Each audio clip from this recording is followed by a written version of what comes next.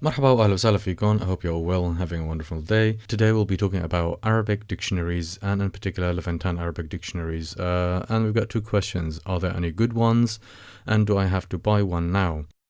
Regarding to the first question, there are a number of them. We do have a couple and they're good.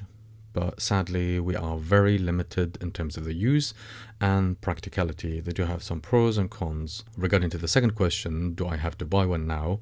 I think it's really good if you're serious about learning the dialect, learning the language, and exploring a bit further. I definitely recommend to grab yourself a dictionary and start practicing and exploring some new vocabulary, be able to talk and hold a conversation, and obviously this would be through experience and practice and putting vocabulary in real context instead of just making examples for the sake of that. One of the things that I would definitely recommend is try to get an A to Z address book and try to make your own dictionary as you go through your learning process and journey.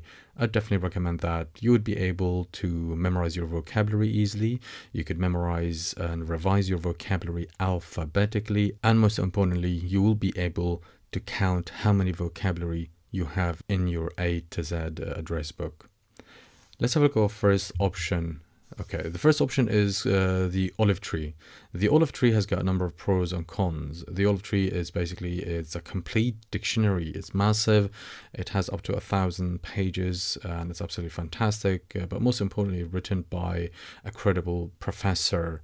And it's very thorough. The other nice thing about it, it's actually alphabetically organized, so it's very easy for you to find the vocabulary, and most of the vocabulary they do have and do come with examples, hopefully to help you to understand the vocabulary and its use. The cons, well, sadly it only comes in English transliteration. Might not be everybody's cup of tea, or might find it a little bit difficult, and definitely the lack of CD or a website to support that. Hopefully maybe in the future they could do that. The other thing, it's a little bit expensive for some people. I guess it's £99 or 120 euros or 200 US dollars. But again, I would definitely recommend to do a good research before you commit and go ahead and buy it. Our second dictionary is actually a website. It's called Lughatuna, and it's livingarabic.com. I do sometimes recommend it, but you have to be very cautious. Why? Let's have a look why. Well, you could, it's really good because you could search a word by the root or the verb, or the old-fashioned way, which is basically find it via English to Arabic search. The other thing students might find it very beneficial is because they'll be able to find or search a vocabulary or a word in all dialects such as Levantine, Egyptian, and Maghrebi dialect, plus an MSA, so it's pretty good resource. The other thing is you don't have to carry it because it's web-based, and you can purchase the app on the both Android and iOS platform. Most of the examples, they will give you the root of every vocabulary with a number of examples. Sometimes the examples are correct, sometimes they're not, and sometimes they give you lots of examples and sometimes there are none.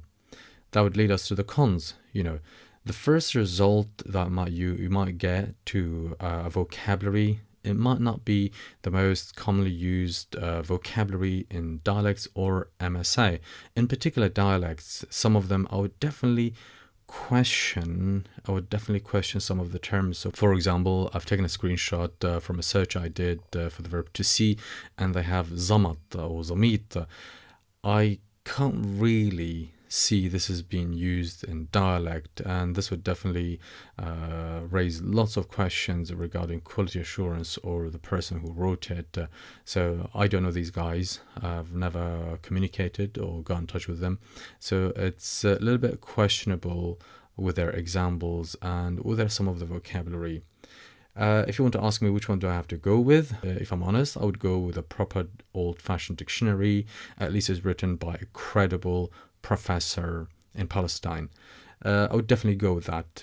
But the other thing, if you don't like my suggestion, which is absolutely fine because I'm not affiliated with any of these websites or dictionaries, I'm just simply here to help and show you these two good options. But one slightly not good because of the examples they give and the vocabulary. Some of them are not used at all in the dialect.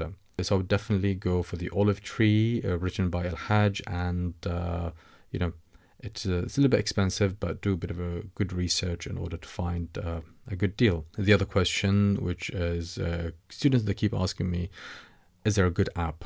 I don't really know if there's a good app. There are a number of apps out there.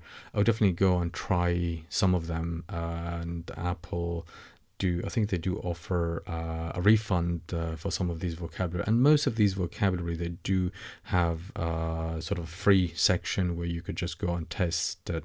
I have not tested any of the apps at all, nothing to my knowledge, but I would say definitely give it a try and go ahead and see. If you would like as well, I would definitely recommend just to pop up to your local bookshop. Your local bookshop would definitely have lots of resources, such as here in UK, we've got Waterstones. Just go to your branch and ask them if you've got a Middle Eastern section, which you could find lots of dictionaries, and pick one that actually suits you. Great. And with this, I'll end today's session. I hope you found it helpful, and in a way it helped you to decide how to find a dictionary for yourselves, or whether you're going to make your own one. Thank you all very much. Till next time, stay safe and ma salame.